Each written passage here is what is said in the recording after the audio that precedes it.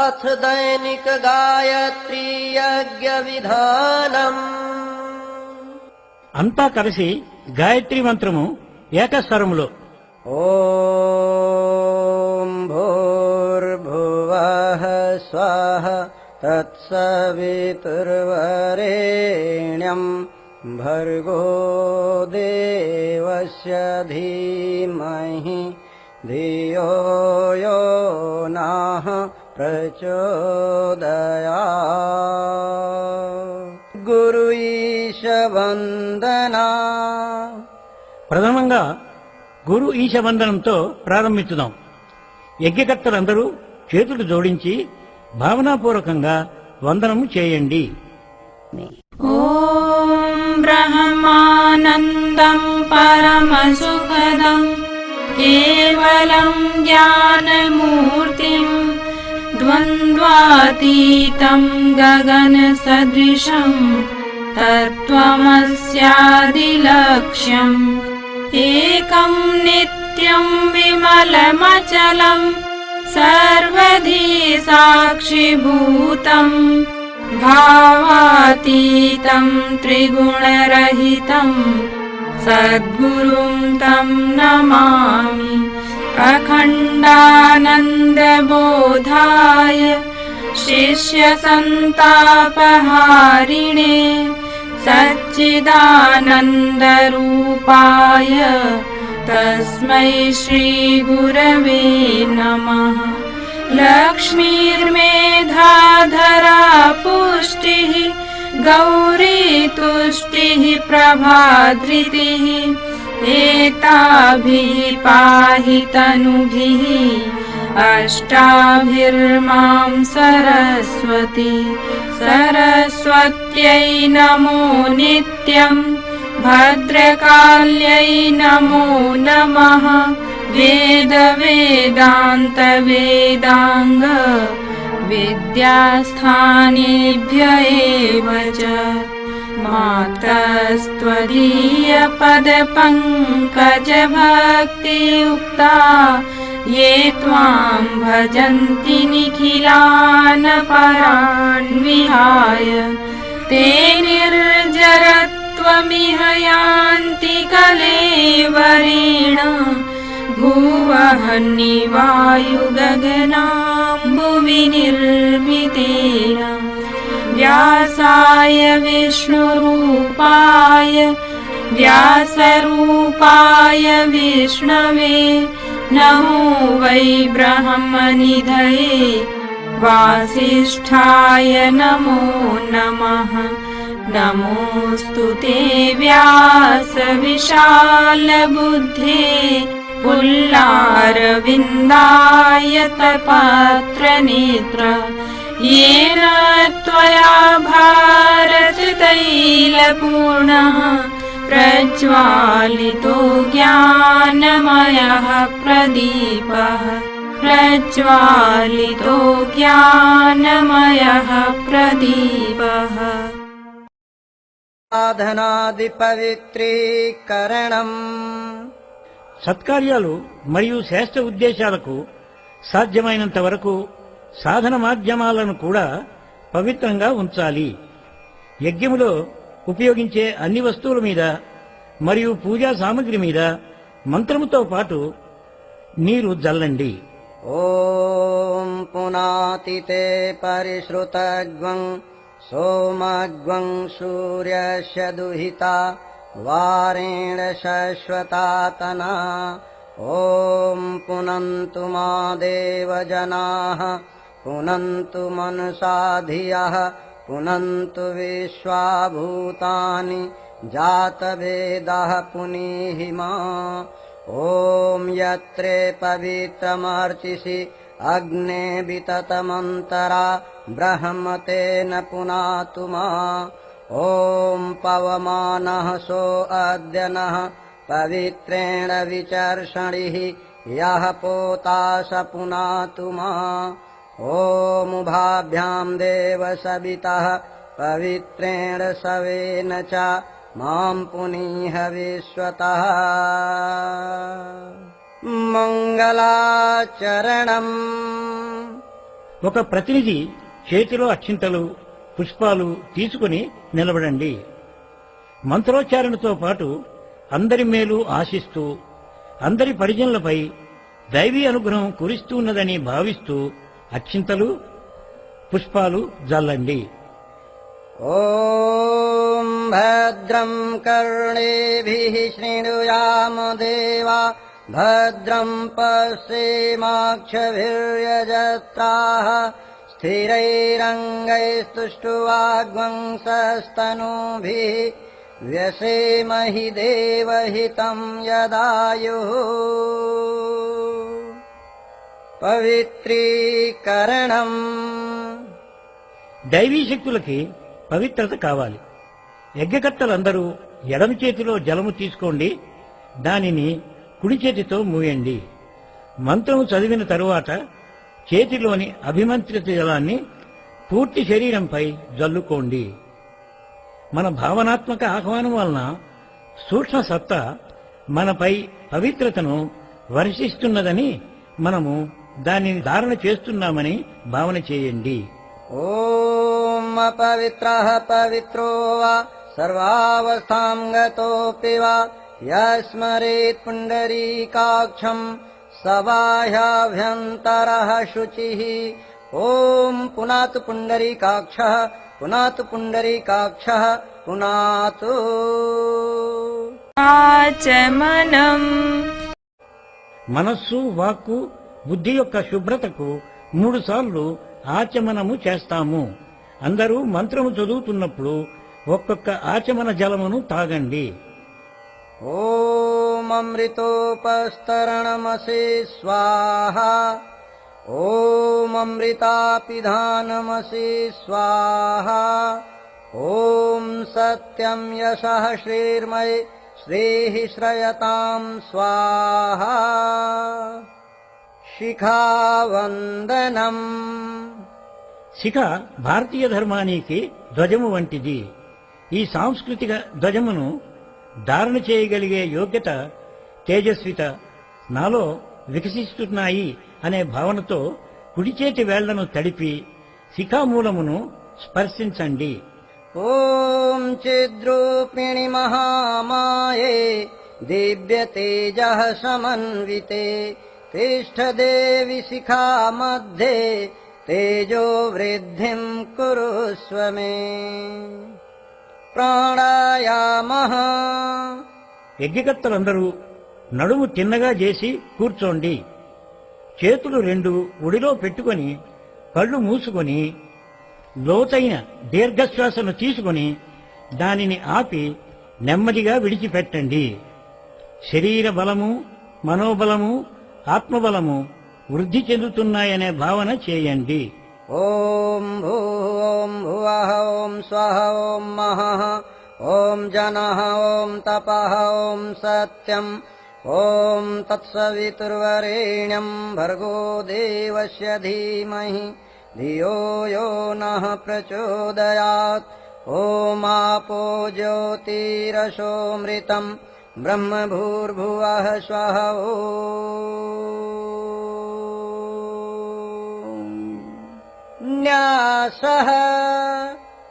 యజ్ఞకర్తలందరూ ఎడమ చేతిలో జలం తీసుకొని కుడి చేతి 5 వేళ్లను తడుపుకొని అన్ని అంగములలో మంత్రశక్తి ప్రభావం వలన దివ్య ప్రవృత్తులు స్థాపితమవుతున్నాయి అనే భావనతో ఎడమ వైపు నుండి కుడవైపుకు స్పర్శించవలెను.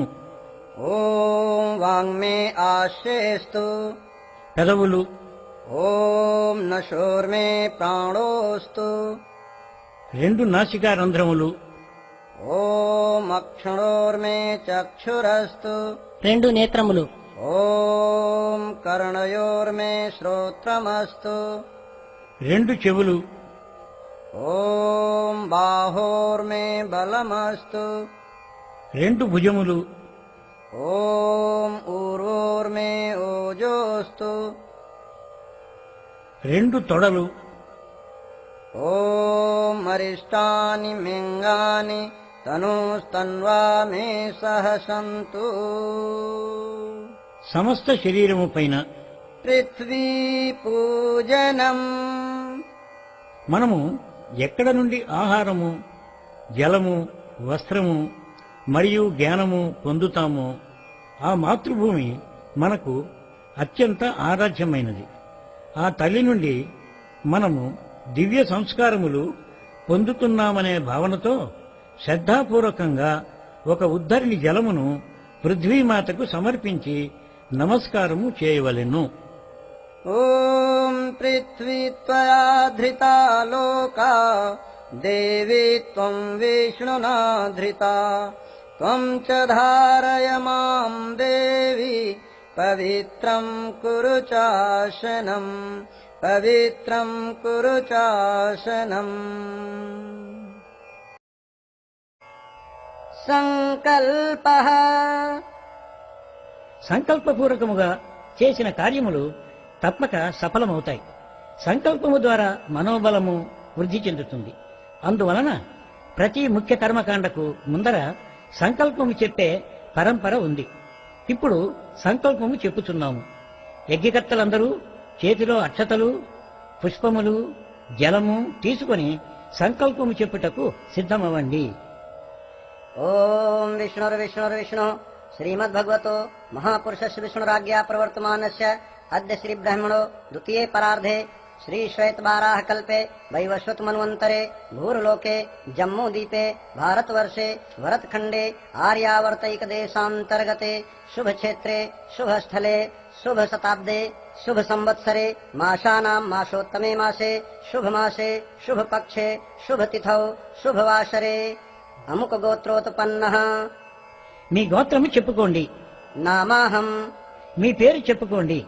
ఇటు పైన నేను చెప్పినది మీరు కూడా తిరిగి చెప్పండి. సత్ప్రవృత్తి సత్ప్రవృత్తి సంవర్ధనాయ సంవర్ధనాయ దుష్ప్రవృత్తి దుష్ప్రవృత్తి ఉన్మూలనాయ ఉన్మూలనాయ లోక కళ్యాణాయ లోక కళ్యాణాయ ఆత్మ కళ్యాణాయ ఆత్మ కళ్యాణాయ వాతావరణ వాతావరణ పరిష్కారాయ పరిష్కారాయ ఉజ్వల భవిష్య విజ్వల భవిష్య కామనా పూర్తయే చ కామనా పూర్తయే చ ప్రబల పురుషార్థం ప్రబల పురుషార్థం కరిష్యే కరిష్యే అస్మై ప్రయోజనాయ చ అస్మై ప్రయోజనాయ చ కలశాది కలశాది ఆవాహిత దేవత ఆవాహిత దేవత పూజన పూర్వకం పూజన పూర్వకం గాయత్రీ మహాయజ్ఞ గాయత్రీ మహాయజ్ఞ సంపాదనార్థం సంపాదనార్థం సంకల్పం సంకల్పం అహం అహం కరిష్యే. కరిష్యే.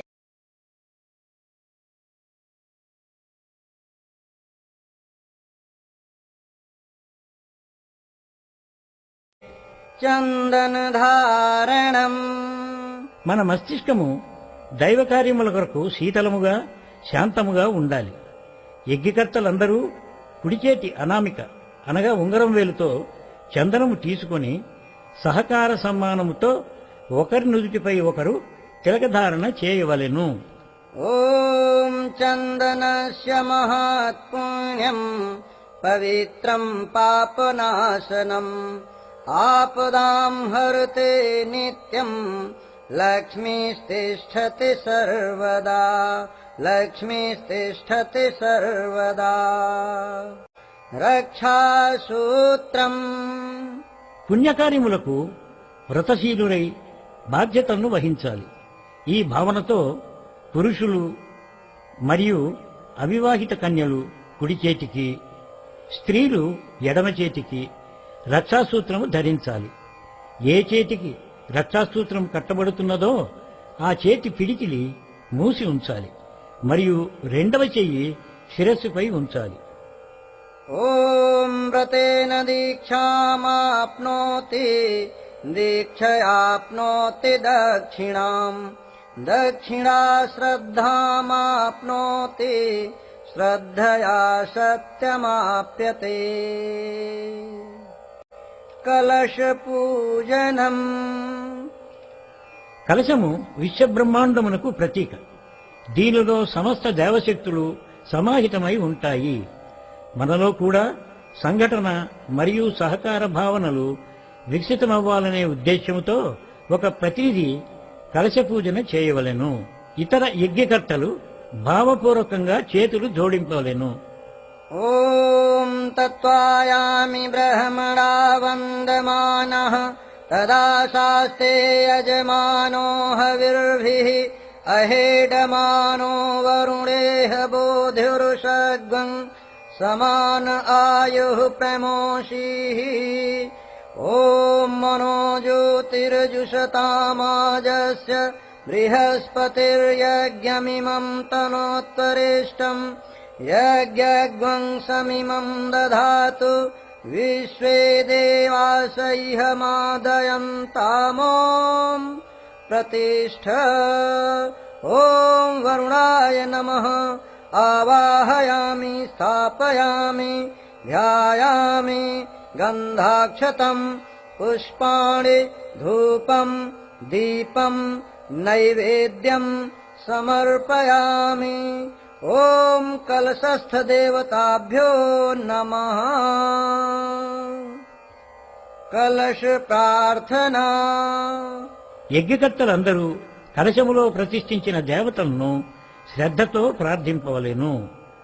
ॐ कलशस्य मुखे विष्णुः कण्ठे रुद्रः समाश्रितः मूले त्वस्य स्थितो ब्रह्मा मध्ये मातृगणा स्मृता कुक्षौ तु सागराः सर्वे सप्तद्यूपा वसुन्धरा ऋग्वेदोऽथ यजुर्वेदः सामवेदो ह्यथर्वणा अङ्गैश्च सहिताः सर्वे कलशन्तु समाश्रिताः अत्र गायत्री सावित्री शान्तिपुष्टिकरी सदा त्वयि तिष्ठन्ति भूतानि त्वयि प्राणाः प्रतिष्ठिताः शिवः स्वयं त्वमेवासि विष्णुस्त्वं च प्रजापतिः आदित्या वसवो रुद्रा विश्वे देवा सपैत्रिका त्वयि तिष्ठन्ति सर्वेऽपि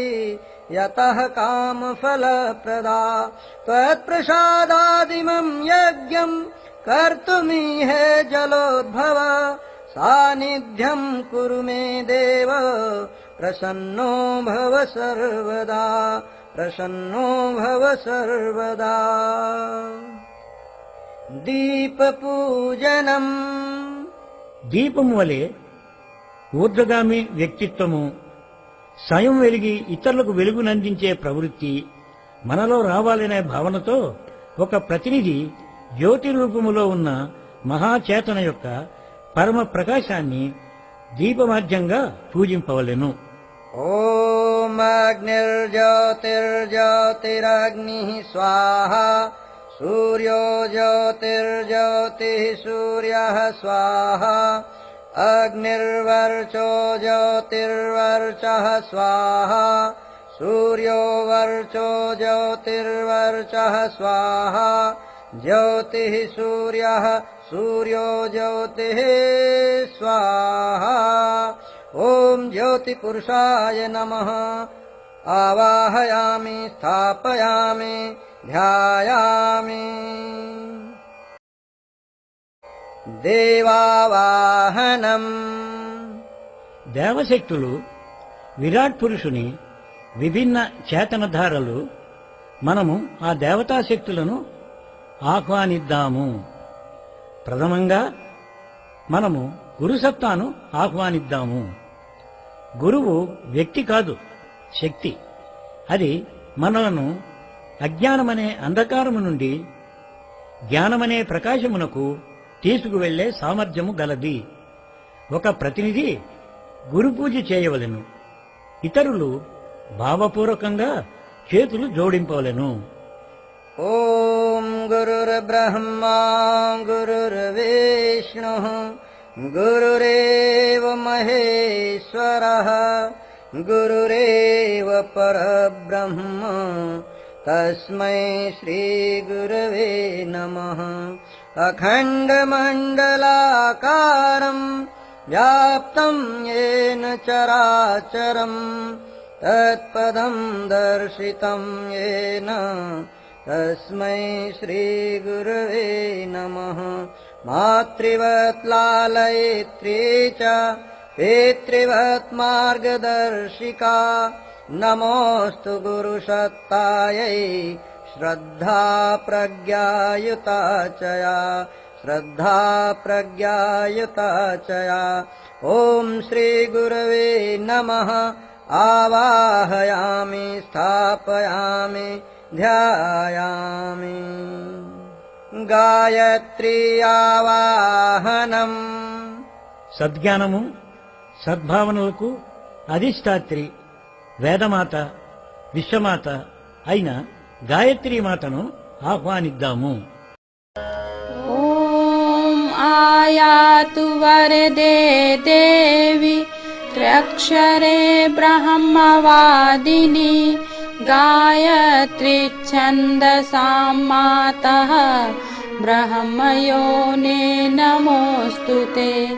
ఓం శ్రీ గాయత్ర్యై నమః. ఆవాహయామి స్థాపయామి ధ్యాయామి తతో నమస్కారం కరోమి. ఓం స్తుతా మయా వరదా వేదమాతా ప్రచోదయంతాం పావమాని ద్విజానాం ఆయు ప్రాణం ప్రజాం పశుం కీర్తిం ద్రవిణం బ్రహ్మవర్చసం మహ్యం దత్వా వ్రజత బ్రహ్మలోకం. ఓం అభీప్సితార్థసిద్ధ్యర్థం పూజితో యః సురాసురైః సర్వవిఘ్నహరస్తస్మై గణాధిపతయే నమః. సర్వమంగళమాంగళ్యే శివే సర్వార్థసాధికే శరణ్యే త్ర్యంబకే గౌరీ నారాయణి నమోస్తుతే. శుక్లాంబరధరం దేవం శశివర్ణం చతుర్భుజం ప్రసన్నవదనం ధ్యాయేత్ సర్వవిఘ్నోపశాంతయే. సర్వదా సర్వకార్యేషు నాస్తి తేషాం మంగళం येषां हृदि स्थो भगवान् मङ्गलायतनो हरिः. विनायकं गुरुं भानुं ब्रह्म विष्णु महेश्वरान् सरस्वतीं प्रणौम्यादौ शान्तिकार्यार्थसिद्धये. मङ्गलं भगवान् विष्णुः मङ्गलं गरुडध्वजः मङ्गलं पुण्डरीकाक्षो मङ्गलायतनो हरिः. त्वं वै चतुर्मुखो ब्रह्मा सत्यलोकपितामहः. आगच्छ मण्डले चास्मिन् मम सर्वार्थसिद्धये.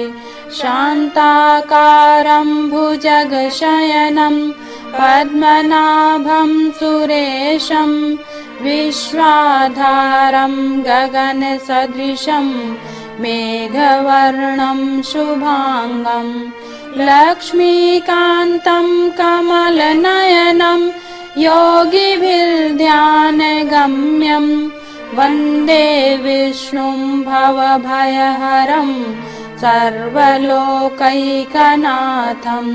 ॐ वन्दे देवमुमापतिं सुरगुरुं वन्दे जगत्कारणं वन्दे पन्नगभूषणं मृगधरं वन्दे पशूनां पतिं वन्दे सूर्यशशाङ्कवहनिनयनं वन्दे मुकुन्दप्रियं वन्दे भक्तजनाश्रयं च वरदं वन्दे शिवं शङ्करम्.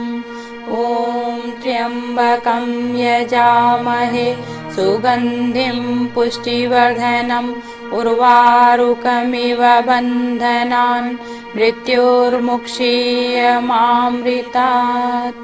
दुर्गे स्मृता हरसि भीतिमशेषजन्तो स्वस्थै स्मृता मतिमति वशुभां ददासि. दारिद्र्यदुःखभयहारिणिका त्वदन्या सर्वोपकारकरणाय सदार्द्रचित्ता। ॐ शुक्लां ब्रह्मविचारसार परमां आद्यां जगद्व्यापिनीं वीणापुस्तकधारिणीमभयदां जाड्यान्धकारापहाम्। हस्ते स्फाटिकमालिकां विदधतीं पद्मासने संस्थितां वन्दे तां परमेश्वरीं भगवतीं बुद्धिप्रदां शारदाम्। आर्द्रां यः करिणीं यष्टिं सुवर्णां हेममालिनीं सूर्यां हिरण्मयीं लक्ष्मीं जातवेदो महावः।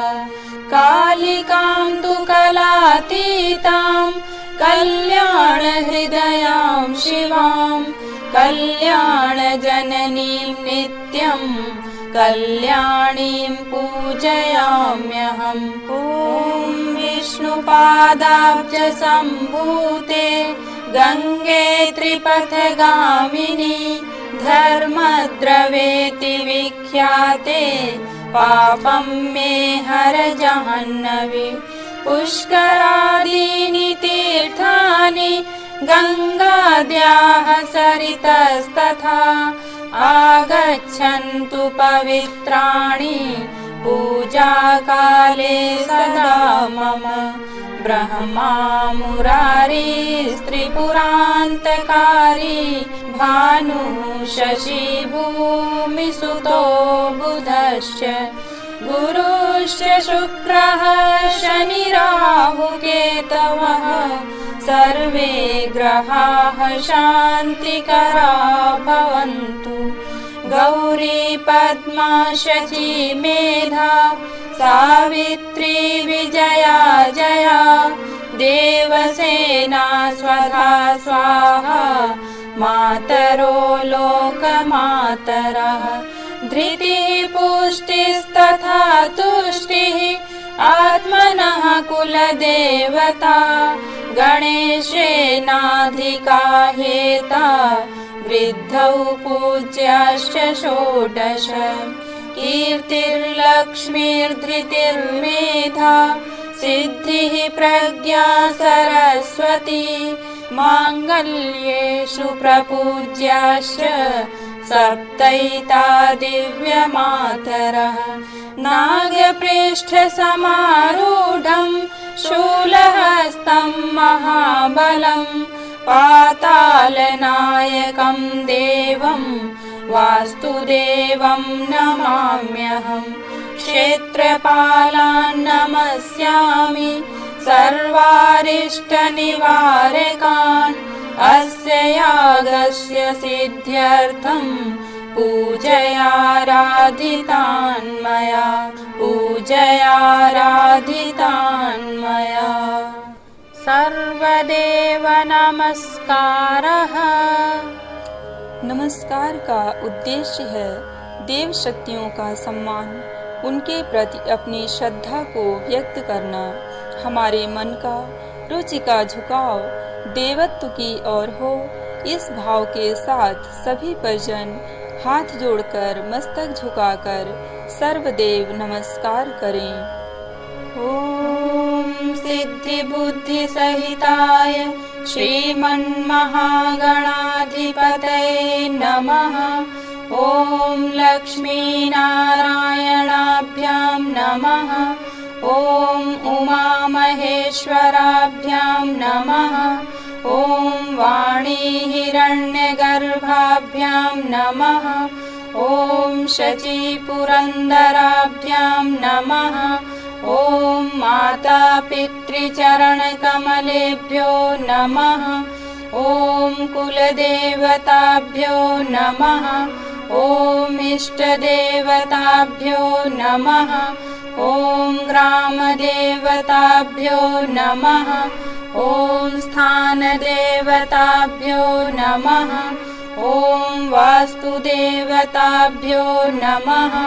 ॐ सर्वेभ्यो देवेभ्यो नमः। ॐ सर्वेभ्यो ब्राह्मणेभ्यो नमः। ॐ सर्वेभ्यस्तीर्थेभ्यो नमः। ॐ एतत् कर्म प्रधान श्री गायत्री देव्यै नमः। ॐ पुण्यं पुण्याहं दीर्घमायुरस्तु। षोडशोपचार पूजनम। देवताओं को पदार्थों की भूख नहीं है। पदार्थों के समर्पण द्वारा जो भावना श्रद्धा व्यक्त होती है, देवता उसी से संतुष्ट होते हैं। इसी भावना के साथ एक परिजन खाली तस्तरी में निर्दिष्ट वस्तुओं को समर्पित करते चलें। शेष सभी याजक हाथ जोड़कर वस्तुओं के साथ जुड़ी वृत्तियों और गुणों के समर्पण का भाव करें। ॐ सर्वेभ्यो देवेभ्यो नमः। आवाहयामि स्थापयामि आसनं समर्पयामि पाद्यं समर्पयामि अर्घ्यं समर्पयामि आचमनं समर्पयामि स्नानं समर्पयामि वस्त्रं समर्पयामि यज्ञोपवीतं समर्पयामि गन्धं विलेपयामि अक्षतान् समर्पयामि पुष्पाणि समर्पयामि धूपम् आघ्रापयामि दीपं दर्शयामि नैवेद्यं निवेदयामि ताम्बूलपूगी फलानि समर्पयामि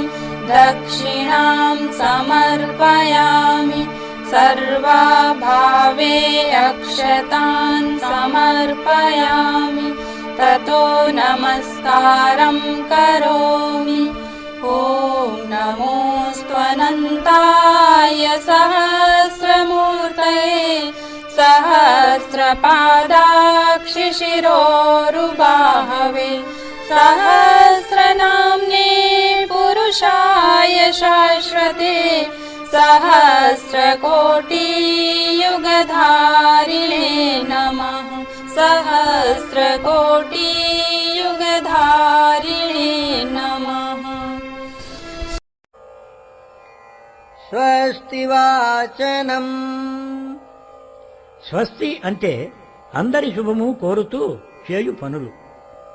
యజ్ఞకర్తలందరూ కుడి చేతిలో అక్షతలు జలము పుష్పములు తీసుకొని ఎడమ చేయి కుడి చేతి కింద ఉంచాలి.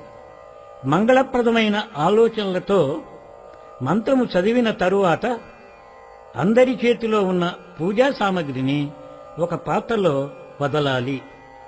ఓం గణానాం త్వా గణపతిగ్వం హవామహే ప్రియాణాం త్వా ప్రియపతిగ్వం హవామహే నిధీనాం త్వా నిధిపతిగ్వం హవామహే వసో మమ ఆహం జాని గర్భధమా త్వమజాసి గర్భధమ్మా.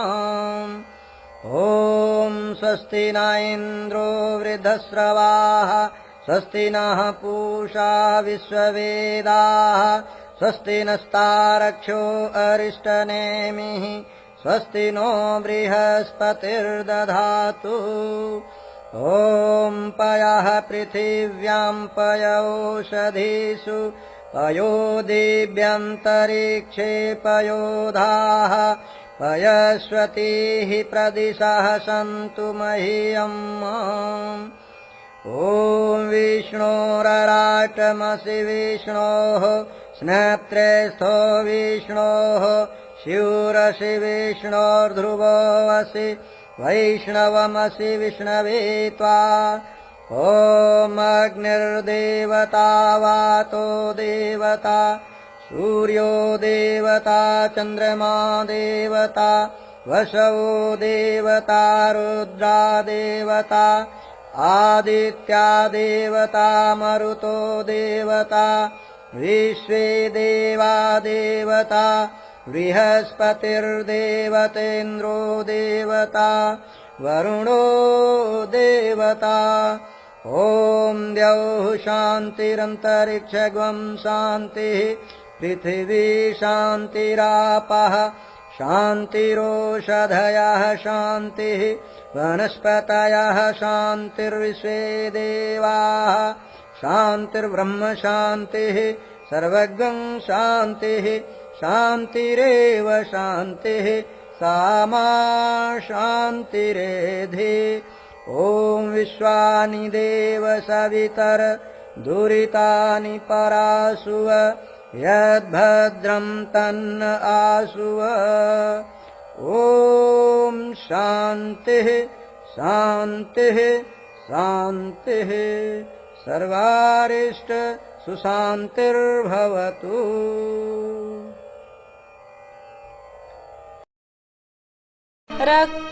రక్షావిధానం శ్రేష్ఠ కార్యములు శుభకార్యములు జరిగే చోట ఆసురీ శక్తులు ఇబ్బంది కలిగించుటకు ప్రయత్నిస్తాయి. వాటిని తొలగించడానికి రక్షా విధానము చేయబడుతుంది. ఒక ప్రతినిధి చేతిలో అక్షతలు తీసుకొని నిలబడవలెను.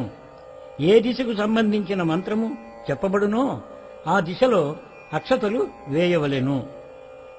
ॐ पूर्वे रक्षतु वाराः आग्नेयां गरुडध्वजः दक्षिणे पद्मनाभस्तु नैऋत्यां मधुसूदनः पश्चिमे चैव गोविन्दो वायव्यां तु जनार्दनः उत्तरे श्रीपतिरक्षेत् ऐशान्यां हि महेश्वरः ऊर्ध्वं रक्षतु धातावो ह्यधोऽनन्तश्च रक्षतु अनुक्तमपि यत्स्थानं रक्षत्वीशो ममाद्रिधिक् अपसर्पन्तु ते भूता ये भूता भूमिसंस्थिताः ये भूता विघ्नकर्तारः ते गच्छन्तु शिवाज्ञया अपक्रामन्तु भूतानि पिशाचाः सर्वतो दिशम् सर्वेषां विरोधेन यज्ञकर्म समारभे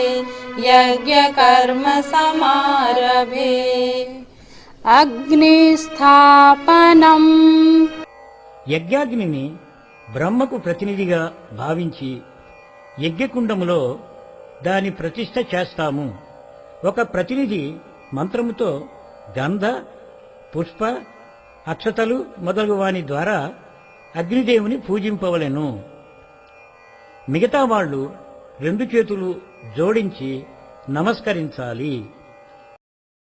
ॐ भूर्भुवः स्वर्द्यौरिव भूम्ना पृथिवीव वरिम्णा तस्यास्ते पृथिवीदेव यजनि पृष्ठेऽग्निमन्नादमन्नाद्यायादधे अग्निं दूतं पुरोदधे हव्यवाहमुपब्रुवे देवाम् आसादयादिह ॐ अग्नये नमः आवाहयामि स्थापयामि ध्यायामि गन्धाक्षतं पुष्पाणि धूपं दीपं नैवेद्यं समर्पयामि गायत्रीस्तवनम्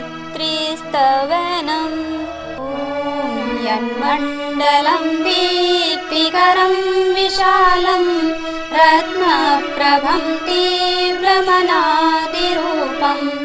दारिद्र्यदुःखक्षयकारणं च पुनातु मां तत्सवितुर्वरेण्यं यन्मण्डलं देवगणैः सुपूजितं विप्रैः स्तुतं मानवमुक्तिगोविदं तं देवदेवं प्रणमामि भर्गं पुनातु मां तत्सवितुर्वरेण्यं यन्मण्डलं ज्ञानघनं त्वगम्यं त्रैलोक्यपूज्यं त्रिगुणात्मरूपं समस्ततेजोमय दिव्यरूपं पुनातु मां तत्सवितुर्वरेण्यं यन्मण्डलं गूढमति प्रबोधं धर्मस्य वृद्धिं कुरुते जनानां यत्सर्वपापक्षयकारणं च पुनातु मां तत्सवितुर्वरेण्यं यन्मण्डलं व्याधिविनाशदक्षं यदृग्यजुषामसु सम्प्रगीतं प्रकाशितं येन च भूर्भुवः स्वः पुनातु मां तत्सवितुर्वरेण्यं यन्मण्डलं वेदविदो वदन्ति गायन्ति यच्चारणसिद्धसङ्घाः यद्योगिनो योगजुषां च सङ्घाः पुनातु मां तत्सवितुर्वरेण्यं यन्मण्डलं सर्वजनेषु पूजितं ज्योतिष्य कुर्यादिह मर्त्यलोके यत्काले कालादिमनादिरूपं पुनातु मां तत्सवितुर्वरेण्यं यन्मण्डलं विष्णुचतुर्मुखस्यं यदक्षरं पापहरं जनानां यत्काले कल्पक्षयकारणं च पुनातु मां तत्सवितुर्वरेण्यं यन्मण्डलं विश्वसृजां प्रसिद्धम् उत्पत्तिरक्षा प्रलयप्रगल्भं यस्मिन् जगत्संहरतेऽखिलं च पुनातु मां तत्सवितुर्वरेण्यं यन्मण्डलं सर्वगतस्य विष्णोः आत्मा परं धाम विशुद्धतत्त्वं सूक्ष्मान्तरैर्योगपदानुगम्यं पुनातु मां तत्सवितुर्वरेण्यं यन्मण्डलं ब्रह्मविदो वदन्ति गायन्ति यच्चारणसिद्धसङ्घाः यन्मण्डलं वेदविदः स्मरन्ति पुनातु मां तत्सवितुर्वरेण्यं यन्मण्डलं वेदविदोपगीतं यद्योगिनां योगपदानुगम्यं तत्सर्ववेदं प्रणमामि दिव्यं पुनातु मां तत्सवितुर्वरेण्यं पुनातु मां तत्सवितुर्वरेण्यम्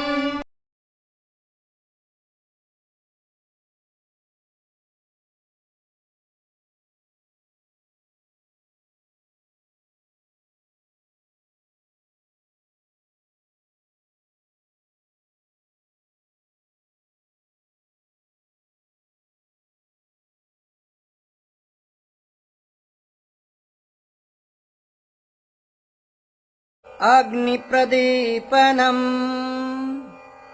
బాగా మండుతున్న అగ్నిలోనే ఆహుతులు ఇవ్వాలి. జీవితము స్వల్పమైన అది అగ్నివలే ప్రకాశవంతమై ఉండాలి. ఈ భావనతో ఒక ప్రతినిధి మంత్రము చెబుతున్నప్పుడు మందాగ్నితో ఉన్న అగ్నిని విసినికర్రతో విసిరి సమిధులను ప్రదీప్తం చేయాలి. ఓమోద్బోధ్య స్వాగ్నే ప్రతిజాగ్రిహి త్వమిష్టాపూర్తే సగ్వం సృజేతామయం చ అస్మిన్ సధస్థే అధ్యుత్తరస్మిన్ విశ్వే దేవా యజమానశ్చ సీదత సమిధాధానం. శరీరబలం, మనోబలం, బ్రహ్మబలము, ఆత్మబలము అభివృద్ధుల కొరకు 4 సమిధలు యజ్ఞదేవునికి సమర్పించుకుంటాము. ఒక ప్రతినిధి 4 సమిధలను 2 వైపులా నేతిలో ముంచి స్వాహా చెప్పినప్పుడు వరుసగా యజ్ఞదేవునికి 4 ఆహుతులుగా వేయాలి. ఓమయంత ఇద్మయాత్మా జాతవేదస్తేనేధ్యస్వ వర్ధస్వ చేద్ధవర్ధయ చాస్మాన్ ప్రజయా పశుభిర్బ్రహ్మవర్చసేన అన్నాదేన సಮೇధయ స్వాహా ఇదం అగ్నయే జాతవేదసే ఇదం న మమ. ఓం సమిధాగ్నిం దువస్యత ఘృతైర్వోధయతాతిథిం ఆస్మిన్ హవ్యాజుహోతన స్వాహా ఇదం అగ్నయే ఇదం న మమ. ఓం సుషమిద్ధాయ శోచిషే ఘృతం తీవ్రం జుహోతన అగ్నయే జాతవేదసే స్వాహా ఇదం అగ్నయే జాతవేదసే ఇదం న మమ. ఓం తంత్వా సమిద్భిరంగిరో ఘృతేన వర్ధయామసి బృహచ్చోచాయ వీష్ఠ్య స్వాహా ఇదం అగ్నయే అంగిరసే ఇదం న మమ. జలప్రసేచనం. ఒక ప్రతినిధి ప్రోక్షణీ పాత్రలో జలము తీసుకొని నిలుచుండవలెను. మంత్రముతో పాటు వేదిక నలువైపులా సూచించిన దిశలో జలము వేయవలను. అగ్నికి నలువైపులా శీతలం చేస్తున్నాము. దాని పరిణామము శాంతినిచ్చేదని భావించవలెను. ఓం అదితేను మన్యస్వ ఇతి పూర్వే ఓం అనుమతేను మన్యస్వ ఇతి పశ్చిమే ఓం సరస్వత్యనుమన్యస్వ ఇతి ఉత్తరే ఓం దేవసవితః ప్రసూయజ్ఞం ప్రసూయజ్ఞపతిం భగాయ దివ్యో గంధర్వః కేతపుః కేతం నః పునాతు వాచస్పతిర్వాచం నః స్వదతు इति चतुर्दिक्षुः.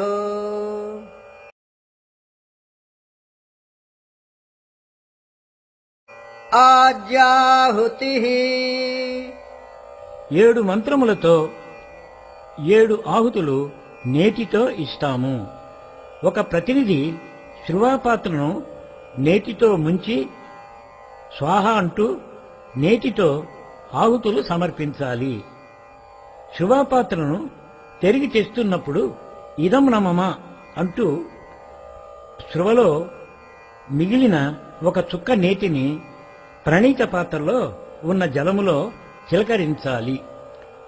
ఓం ప్రజాపతయే స్వాహా ఇదం ప్రజాపతయే ఇదం న మమ. ఓం ఇంద్రాయ స్వాహా ఇదం ఇంద్రాయ ఇదం న మమ. ఓం అగ్నయే స్వాహా ఇదం అగ్నయే ఇదం న మమ. ఓం సోమాయ స్వాహా ఇదం సోమాయ ఇదం న మమ. ఓం భూః స్వాహా ఇదం అగ్నయే ఇదం న మమ. ఓం భువః స్వాహా ఇదం వాయవే ఇదం న మమ. ఓం స్వః స్వాహా ఇదం సూర్యాయ ఇదం న మమ. గాయత్రీ మంత్రాహుతిః. యజ్ఞకర్తలందరూ నడుము తిన్నగా పెట్టుకు కూర్చోండి. మధ్యమ అనామిక అనగా ఉంగరపు వేలు మరియు అంగుష్టముల ద్వారా హవన సామగ్రి తీసుకొని ఇదం న మమ అనే భావంతో గాయత్రీ మహామంత్రము చెబుతూ స్వాహ అంటూ యజ్ఞదేవునికి మీ ఆహుతులు అర్పించవలెను. ఓం భూర్భువః స్వాహ తత్సవితుర్వరేణ్యం భర్గో దేవస్య ధీమహి ధియో యో నః ప్రచోదయాత్. స్వాహా ఇదం గాయత్ర్యై ఇదం న మమ. ఓం భూర్భువః స్వాహ తత్సవితుర్వరేణ్యం भर्गो देवस्य धीमहि धियो यो नः प्रचोदयात् स्वाहा इदं गायत्र्यै इदं न मम ॐ भूर्भुवः स्वाहा तत्सवितुर्वरेण्यं भर्गो देवस्य धीमहि धियो यो नः प्रचोदयात् स्वाहा इदं गायत्र्यै इदं न मम ॐ भूर्भुवः स्वाहा तत्सवितुर्वरेण्यं भर्गो देवस्य धीमहि धियो यो नः प्रचोदयात् स्वाहा इदं गायत्र्यै इदं न मम ॐ भूर्भुवः स्वाहा तत्सवितुर्वरेण्यं भर्गो देवस्य धीमहि धियो यो नः प्रचोदयात् स्वाहा इदं गायत्र्यै इदं न मम ॐ भूर्भुवः स्वाहा तत्सवितुर्वरेण्यं भर्गो देवस्य धीमहि धियो यो नः प्रचोदयात्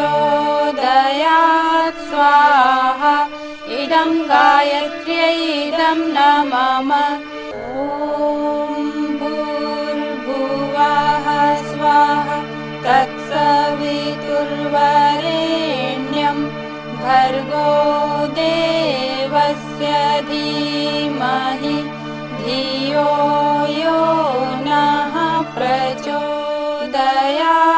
स्वाहा इदं गायत्र्यै इदं न मम ॐ भूर्भुवः स्वाहा तत्सवितुर्वरेण्यं भर्गो देवस्य धीमहि धियो यो नः प्रचोदयात्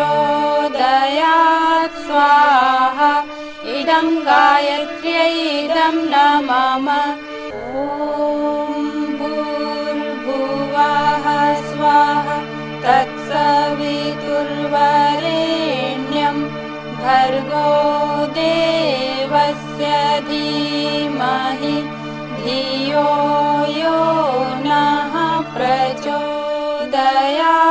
स्वाहा इदं गायत्र्यै इदं न मम ॐ भूर्भुवः स्वाहा तत्सवितुर्वरेण्यं भर्गो देवस्य धीमहि धियो यो नः प्रचोदयात् स्वाहा इदं गायत्र्यै इदं न मम ॐ भूर्भुवः स्वाहा तत्सवितुर्वरेण्यं भर्गो देवस्य धीमहि धियो यो नः प्रचोदयात्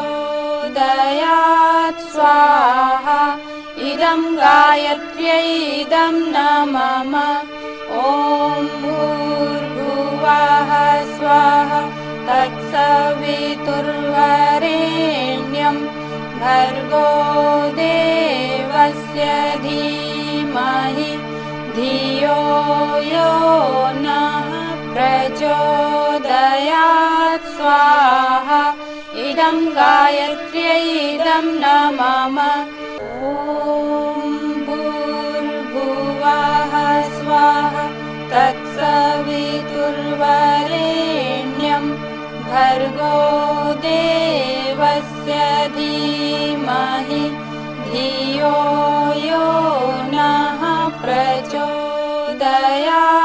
स्वाहा इदं इदं गायत्र्यै इदं न मम। ॐ भूर्भुवः स्वाहा तत्सवितुर्वरेण्यं भर्गो देवस्य धीमहि धियो यो नः प्रचोदयात् स्वाहा इदं गायत्र्यै इदं न मम।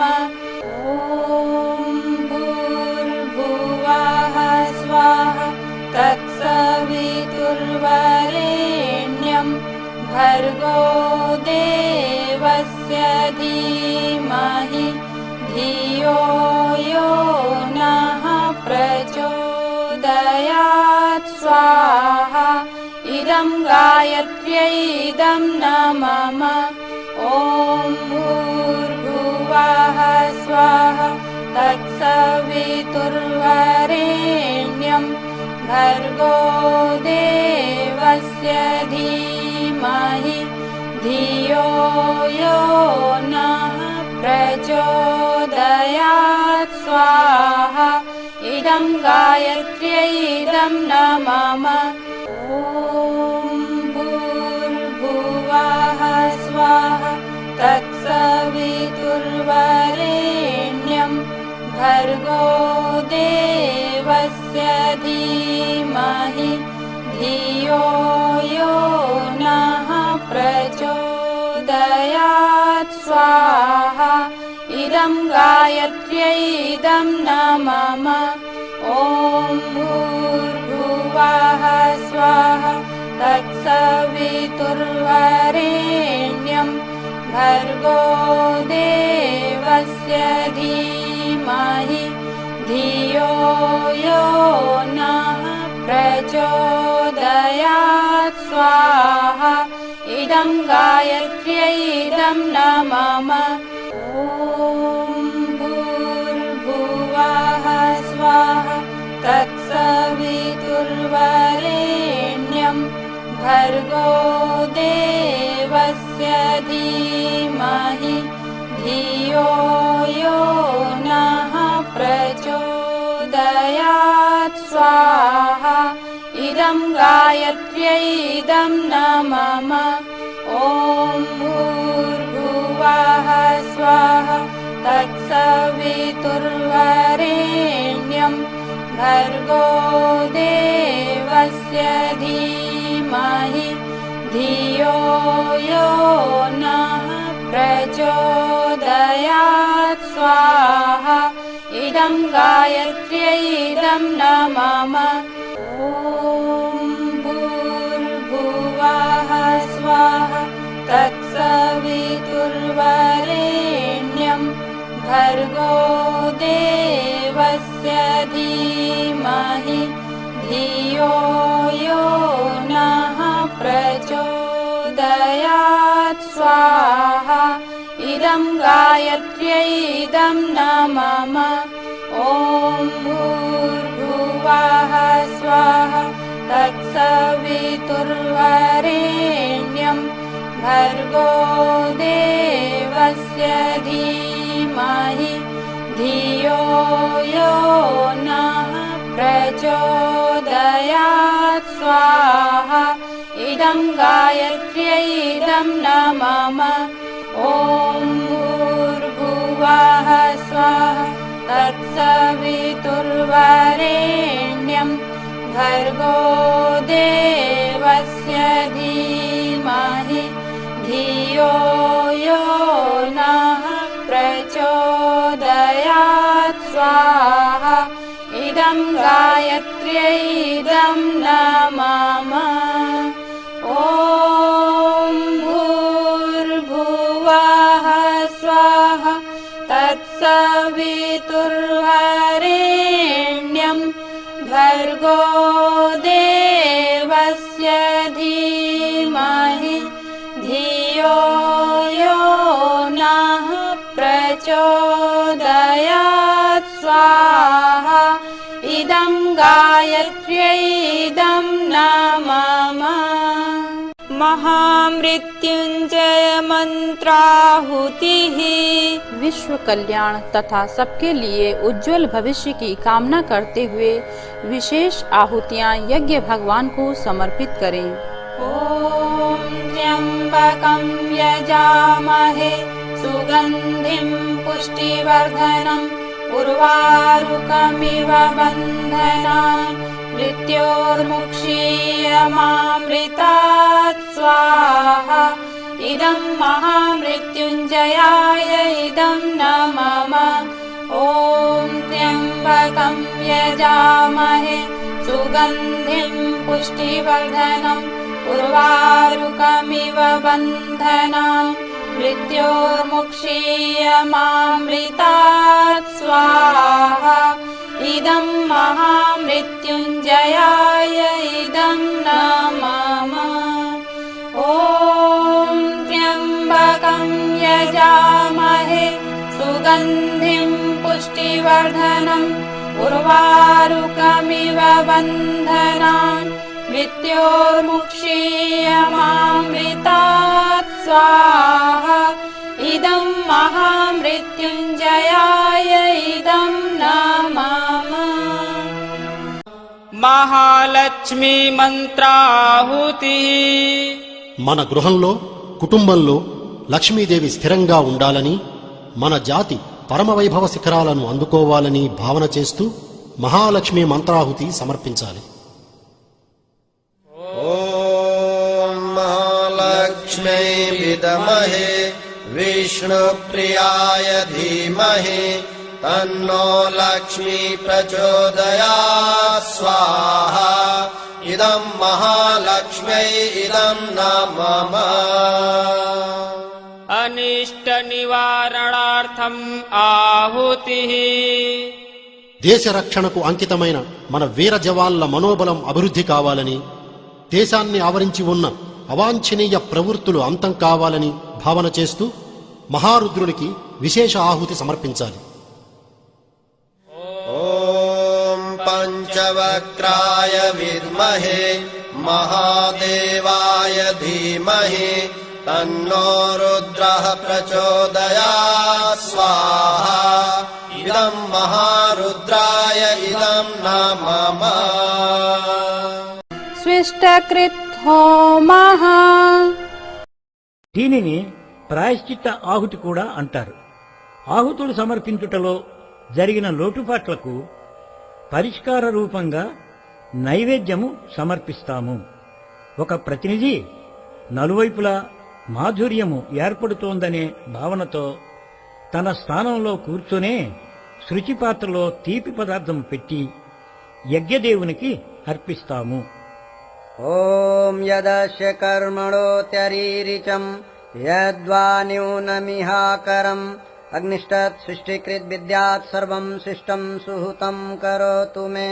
అగ్నయే సృష్టికృతే సుహృతహుతే సర్వప్రాయశ్చిత్తాహుతీనాం కామానాం సమర్థయిత్రీ సర్వాన్నః కామాన్ సమర్థయ స్వాహా. ఇదం అగ్నయే సృష్టికృతే ఇదం న మమ. దేవదక్షిణా పూర్ణాహుతిః. సంకల్పించిన శ్రేష్ఠ కార్యములను మధ్యలో వదలకుండా పూర్తి చేయుటలోనే మనిషి యొక్క గరిమ ఉంది. ఈ భావనతో ఒక ప్రతినిధి శృచిపాత్రలో వక్క మరియు కొద్దిగా హవనపొడి తీసుకునవలెను. ఇతర యజ్ఞకర్తలు కొద్ది కొద్దిగా హవనపొడి తీసుకుని నిలుచుండవలెను. స్వాహ అంటూ తన ఆహుతి యజ్ఞదేవునికి సమర్పించవలెను. ఓం పూర్ణమదః పూర్ణమిదం పూర్ణాత్ పూర్ణముదచ్యతే పూర్ణస్య పూర్ణమాదాయ పూర్ణమేవావశిష్యతే. ఓం పూర్ణాదర్విపరాపత సుపూర్ణా పునరాపత వష్ణేవ విక్రీణావః ఇషమూర్జగ్వం శతక్రతో స్వాహా. ఓం సర్వం వై పూర్ణగ్వం స్వాహా. ఓం సర్వం వై పూర్ణగ్వం స్వాహా. ॐ सर्वं वै पूर्णग्वं स्वाहा వశోర్ధారా. పని ప్రారంభించినప్పుడు ఉన్న ఉత్సాహము మరియు త్యాగము పని అంతములో ఇంకా అధికంగా ఉండాలని, సత్కార్యములలో ఎప్పుడూ స్నేహధారలు తెగకూడదని భావిస్తూ ఒక ప్రతినిధి శృచిపాత్రలో ఘృతము నింపాలి. మెల్లిమెల్లిగా దార తెగకుండా మంత్రోచ్చారణతో యజ్ఞదేవునికి సమర్పించాలి. ఓం వశోః పవిత్రమసి శతధారం వశోః పవిత్రమసి సహస్రధారం దేవస్త్వా సవితా పునాతు వశోః పవిత్రేణ శతధారేణ సుప్వా కామధుక్షః స్వాహా. నీరాజనం ఆరతి. ఆరతి ఇచ్చుట అనగా 10 దిశల్లోనూ పరమార్థ పరాయణత యొక్క జ్ఞాన ప్రకాశము నిలుపటని అర్థం. ఈ భావనతో ఒక ప్రతినిధి ఆరతి వెలిగించాలి. 3 సార్లు జలము త్రిప్పి యజ్ఞదేవునికి మరియు దేవ ప్రతిమలకు హారతిని ఇవ్వాలి. మరల 3 సార్లు జలము త్రిప్పి అక్కడ ఉన్న జనులకు హారతిని అందించాలి. ఓం యం బ్రహ్మ వేదాంతవిదో వదంతి శరణం ప్రధానం పురుషస్తథాన్మే విశ్వోదతే కారణమీశ్వరం వా తస్మై నమో విఘ్న వినాశనాయ తస్మై నమో విఘ్న వినాశనాయ. कर्पूरगौरं करुणावतारं संसारसारं भुजगेन्द्रहारं सदा वसन्तं हृदयारविन्दे भवं भवानी सहितं नमामि. त्वमेव माताश्च पिता त्वमेव बन्धुश्च सखा त्वमेव विद्या द्रविणं त्वमेव सर्वं मम देव. ఘృతావఘ్రాణం. ప్రణీత పాత్రలో బొట్టుబొట్టుగా వేసిన ఘృతమును యజ్ఞకర్తలందరూ కుడి చేతి అగ్రభాగంతో తీసుకొని 2 అరిచేతులలో బాగా రుద్ది యజ్ఞాగ్ని ఎదురుగా తాచవలెను. మంత్రము తరువాత గాయత్రీ మహామంత్రము చెబుతూ వాసన చూడవలెను మరియు ముఖమండలం పైన రాసుకొనవలెను. ఇందలి భావన మనము యజ్ఞ ఊర్జను ఆత్మ సాక్షాత్కారం చేసుకుంటున్నామని. ఓం తనూపాయగ్నేశి తన్వం మే పాహి. ఓం ఆయుర్దాయగ్నేశి ఆయుర్మే దేహి. ఓం వర్చోదాయగ్నేశి వర్చో మే దేహి. ఓం అగ్నేయన్మే తన్వా ఊనంతం ఆప్రిణ. ఓం మేధాం మే దేవః సవితా ఆదధాతు. ఓం మేధాం మే దేవి सरस्वती आदधातु. ओम मेधां मे अश्विनौ देवावाधत्तां पुष्करस्रजौ. ओम भूर्भुवः स्वः तत्सवितुर्वरेण्यं भर्गो देवस्य धीमहि धियो यो नः प्रचोदयात्. భస్మధారణం. జీవితము పిడికెడు బూడిదగా అంతమవుతుంది. ఈ శాశ్వత సత్యాన్ని గుర్తించుకుంటూ మనం ఎల్లప్పుడూ మనస వాచ కర్మణ చేసే పనులు వివేకయుక్తంగా ఉండాలని, అవి జీవితాన్ని సార్థకం చేసేవిగా ఉండాలనే భావనతో పయ చివరను నీటిలో తడిపి భస్మము తీసుకొని అందరి యజ్ఞకర్తలు కుడిచేతి అనామికా వ్రేలుతో తీసుకొనవలెను. మంత్రములో చెప్పిన అంగానికి క్రమంగా పెట్టుకొనవలెను. ॐ त्र्यायुषं जमदग्नेः इति ललाटे ॐ कश्यपस्य त्र्यायुषम् इति ग्रीवायाम् ॐ यद्देवेषु त्र्यायुषम् इति दक्षिणबाहुमूले ॐ तन्नो अस्तु त्र्यायुषम् इति हृदि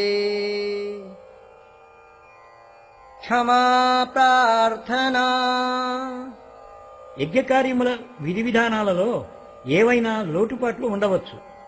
అందువలన యజ్ఞకర్తలు అందరూ చేతులు జోడించి యజ్ఞదేవునిని క్షమించమని ప్రార్థించవలెను. ఓమావాహనం న జానామి నైవ జానామి పూజనం విసర్జనం న జానామి క్షమస్వ పరమేశ్వర మంత్రహీనం క్రియాహీనం భక్తిహీనం సురేశ్వర యత్పూజితం మయా దేవ పరిపూర్ణం తదస్తు మే యదక్షరపదభ్రష్టం మాత్రాహీనం చ యద్భవేత్ తత్సర్వం క్షమ్యతాం దేవ ప్రసీద పరమేశ్వరః యస్య స్మృత్యా చ నామోక్త్యా తపోయజ్ఞక్రియాదిషు న్యూనం సంపూర్ణతాం యాతి సద్యో వందే తమచ్యుతం ప్రమాదాత్ కుర్వతాం కర్మ ప్రచ్యవేతాధ్వరేషు యత్ స్మరణాదేవ తద్విష్ణో సంపూర్ణం స్యాదితి శ్రుతిః సంపూర్ణం స్యాదితి శ్రుతిః. సాష్టాంగ నమస్కారః. విశ్వబ్రహ్మాండమును సర్వవ్యాపీ బ్రహ్మకు దృశ్యరూపముగా గుర్తించి శ్రీరామమయం జగత్సర్వం అను భావనతో చేతులు జోడించి తల వంచి శ్రద్ధాపూర్వకంగా సాష్టాంగ ప్రణామం చేయాలి. వారి పాదపద్మముల వద్ద సమర్పణ చేసుకుని వారి అడుగుజాడలలో నడుస్తామని సంకల్పం చేయాలి. ఓం నమోస్తనంతాయ సహస్రమూర్తయే సహస్రపాదాక్షిశిరోరువాహవే సహస్రనామ్నే పురుషాయ శాశ్వతే సహస్రకోటి యుగధారిణే నమః సహస్రకోటి యుగధారిణే నమః. శుభకామనా. ప్రాణులందరి మంచిని కోరుతూ యజ్ఞకర్తలందరూ రెండు చేతులు చాపి యజ్ఞదేవుని శుభము కలుగజేయమని ప్రార్థించాలి. ఓం స్వస్తి ప్రజాభ్యః పరిపాలయంతాం న్యాయేన మార్గేణ మహీం మహిషా గోబ్రాహ్మణేభ్యః శుభమస్తు నిత్యం లోకాః సమస్తాః సుఖినో భవంతు సర్వే భవంతు సుఖినః సర్వే సంతు నిరామయా సర్వే భద్రాణి పశ్యంతు మా కశ్చిద్ దుఃఖమాప్నుయాత్. శ్రద్ధాం మేధాం యశః ప్రజ్ఞాం విద్యాం పుష్టిం శ్రియం బలం తేజ ఆయుష్యమారోగ్యం దేహి మే హవ్యవాహన దేహి మే హవ్యవాహన. శాంతి అభిషించనం. దైహిక దైవిక మరియు భౌతిక తాపముల నుండి అందరికీ ముక్తి దొరకాలని సర్వత్రా శాంతి ఉండాలనే భావనతో ఒక ప్రతినిధి కలశములోని జలమును తీసుకుని అందరిపై అభిషించనము చెయ్యాలి. ఓం ద్యౌః శాంతిరంతరిక్షగం శాంతిః పృథివీ శాంతిరాపః శాంతిరోషధయః శాంతిః वनस्पतयः शान्तिर्विश्वे देवाः शान्तिर्ब्रह्म शान्तिः सर्वगं शान्तिः शान्तिरेव शान्तिः सा मा शान्तिरेधि ॐ शान्तिः शान्तिः शान्तिः सर्वारिष्ट सुशान्तिर्भवतु సూర్యార్ఘ్యదానం.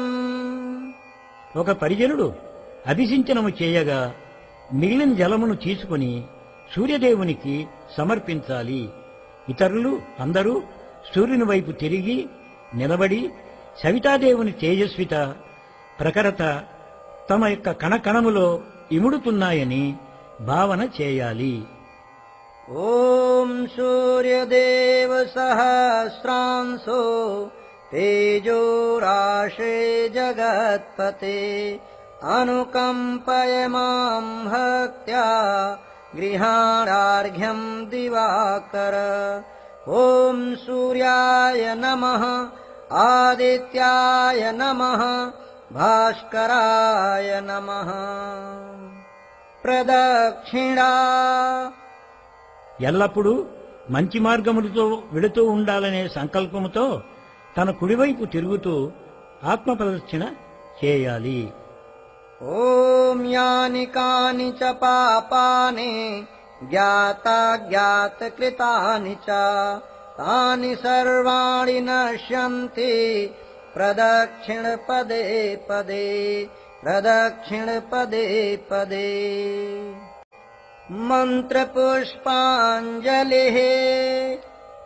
పరిజనులందరూ పుష్పాలు తీసుకుని సమ్మానపూర్వక వీడ్కోలు భావనతో పూజా వేదిక మీద భావాత్మకమైన పుష్పాంజలి అర్పిస్తూ యజ్ఞశాల నుండి బయటకు వచ్చి యజ్ఞమహిమను పాడుతూ యజ్ఞశాల చుట్టూ ప్రదక్షిణ చేయాలి.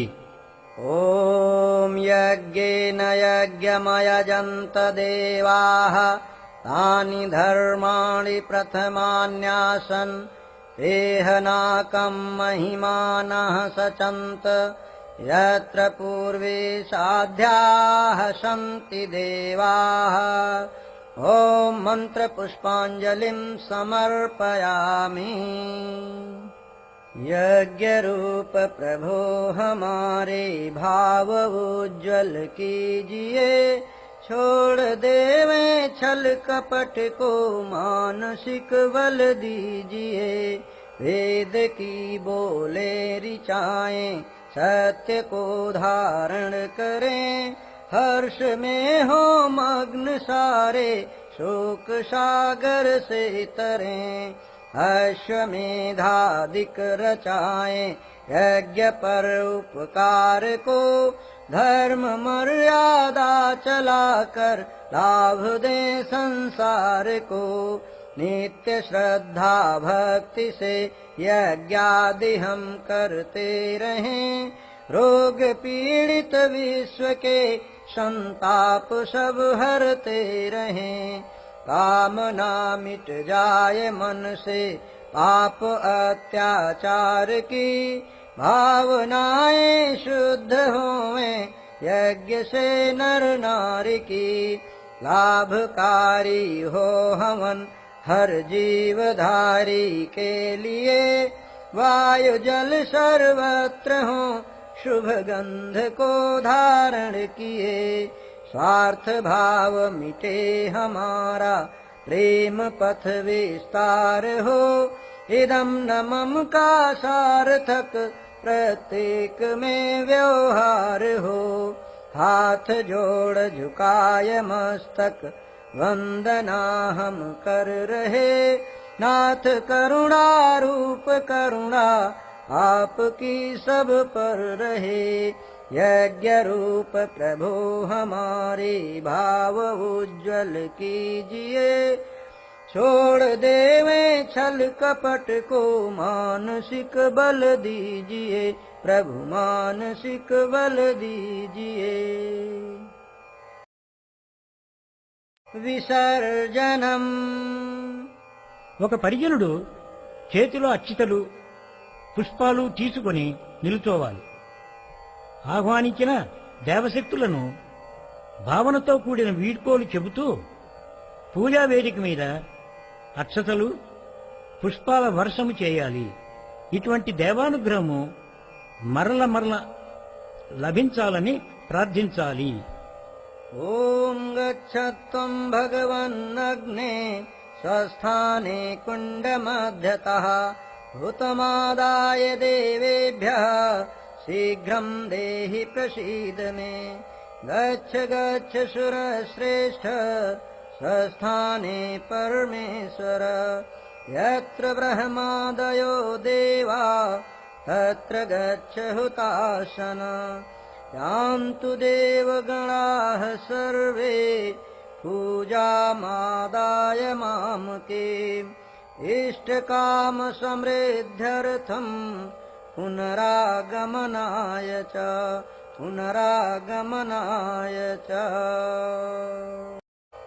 యుగ నిర్మాణ యోజన సత్సంకల్పములు. ఈశ్వరుని సర్వవ్యాపినిగాను ఈశ్వరుని సర్వవ్యాపకునిగాను న్యాయ నిర్ణేతగాను న్యాయ నిర్ణేతగాను మేము అంగీకరించి ఆయన ఆజ్ఞలను మా జీవితంలో తీర్చిదిద్దుకుంటాము. శరీరాన్ని దైవ మందిరంగా భావించి ఆత్మ సంయమనం నియమ పాలన ద్వారా ఆరోగ్యాన్ని రక్షించుకుంటాము. మనస్సును దురాలోచనలు దుర్వ్యసనాల నుండి రక్షించుకొనుటకై స్వాధ్యాయ సత్సంగాలను ఏర్పాటు చేసుకుంటాము. ఇంద్రియ సంయమం, అర్ధ సంయమం, సమయ సంయమం మరియు ఆలోచన సంయమాలను నిరంతరము అభ్యసిస్తుంటాము. మమ్ము మేము సమాజం యొక్క అభిన్న అంగాలుగా గుర్తించుకొని అందరి హితములోను మా హితాన్ని చూసుకుంటాము. విధులను నిర్వర్తిస్తాము. చేయకూడని పనులు చేయము. పౌర బాధ్యతలను పాటిస్తాము. సమాజం ఎడల నిష్ఠ కలిగి ఉంటాము. వివేకము, నిజాయితీ, బాధ్యత, పరాక్రమం జీవితంలో అవిచ్ఛిన్నమైన ఒక అంగంగా గుర్తిస్తాము. నలుదిక్కుల మధురమైన స్వచ్ఛమైన నిరాడంబరమైన సహృదయ వాతావరణాన్ని నిర్మిస్తాము. అవినీతితో పొందిన సాఫల్యం కంటే నీతితో పొందిన ఓటమినే శిరసావహిస్తాము. వ్యక్తి విలువకు గీటురాయి వ్యక్తి సాఫల్యము, యోగ్యత, అంతస్తులు కాక అతని సద్భావనలు, సత్కర్మలని గుర్తిస్తాము. ఇతరులు మా ఎడ ఏ విధంగా ప్రవర్తించాలని కోరుకుంటామో మేము ఇతరుల ఎడ ఆ విధంగానే ప్రవర్తిస్తాము. స్త్రీ పురుషులం పరస్పరం పవిత్ర దృష్టి కలిగి ఉంటాము. ప్రపంచంలో సత్ప్రవృత్తుల పుణ్య ప్రచారానికై మా సమయం, పలుకుబడి, జ్ఞానం, పురుషార్థం, సంపత్తిలో కొంత భాగాన్ని నియమిత ప్రకారం వినియోగిస్తుంటాము. సాంప్రదాయాల కంటే వివేకానికి ప్రాముఖ్యతనిస్తాము. సజ్జనులను సంఘటిత పరచుటలో అవినీతి ఎడల కాఠిన్యత కలిగి ఉండుటలో సృజనాత్మక కార్యకలాపాలలో పూర్తి ఆసక్తిని కలిగి ఉంటాము. దేశ ఐకమత్యము దేశ ఐకమత్యము సమానతల ఎడ సమానతల ఎడ శ్రద్ధ చూపుతాము. శ్రద్ధ చూపుతాము. జాతి జాతి లింగ లింగ భాష భాష ప్రాంత ప్రాంత సాంప్రదాయాల కారణంగా సాంప్రదాయాల కారణంగా పరస్పరం పరస్పరం ఎలాంటి భేదభావాన్ని ఎలాంటి భేదభావాన్ని కలిగి ఉండము. కలిగి ఉండము. మానవుడు మానవుడు తన భాగ్యానికి తన భాగ్యానికి తానే నిర్మాత. తానే నిర్మాత. ఈ విశ్వాసం ఆధారంగా ఈ విశ్వాసం ఆధారంగా మేము మేము ఉత్కృష్టలమై ఉత్కృష్టమై ఇతరులను ఇతరులను శ్రేష్టలుగా చేస్తే శ్రేష్టముగా చేస్తే యుగం తప్పక మారుతుందని యుగం తప్పక మారుతుందని మా విశ్వాసం. మా విశ్వాసం. మేము మారుతాము. మేము మారుతాము. యుగం మారుతుంది. యుగం మారుతుంది. మేము చక్కబడతాము. మేము చక్కబడతాము. యుగం చక్కబడుతుంది. యుగం చక్కబడుతుంది. ఈ తథ్యముపై ఈ తథ్యముపై సంపూర్ణ విశ్వాసము ఉన్నది. సంపూర్ణ విశ్వాసము ఉన్నది. గాయత్రి మాతాకి జై. యజ్ఞ భగవానికి జై. వేద భగవానికి జై. భారతీయ సంస్కృతికి జై. భారత్ మాతాకి జై. ఏకమవుతాం. వివేకులమవుతాం. మేము బాగుపడతాం. యుగం బాగుపడుతుంది. జ్ఞానయజ్ఞపు ఎర్ర కాగడ నిరంతరం వెలుగుతుంది. జ్ఞానయజ్ఞపు జ్యోతి వెలిగించటానికై మేము ఇంటింటికి వెళ్తాము. నూతన సమాజం నిర్మిస్తాం. కొత్త రోజులు తెస్తాం. జన్మ ఎక్కడ, మనము పొందాము. అన్నం ఎక్కడ, మనము తిన్నాము. వస్త్రం ఎక్కడ, మనము కట్టాము. జ్ఞానం ఎక్కడ, మనము పొందాము.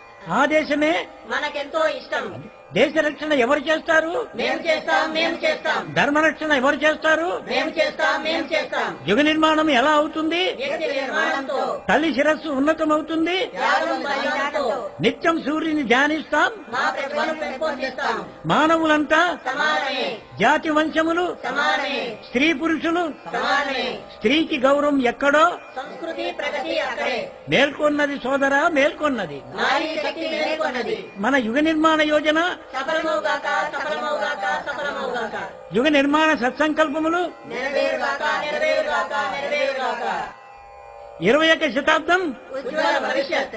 విచార క్రాంతి అభియాన్ వర్ధిల్లాలి, వర్ధిల్లాలి, వర్ధిల్లాలి. వందే వేద మాతరం, వందే దేవ మాతరం, వందే. విశ్వ మాతరం.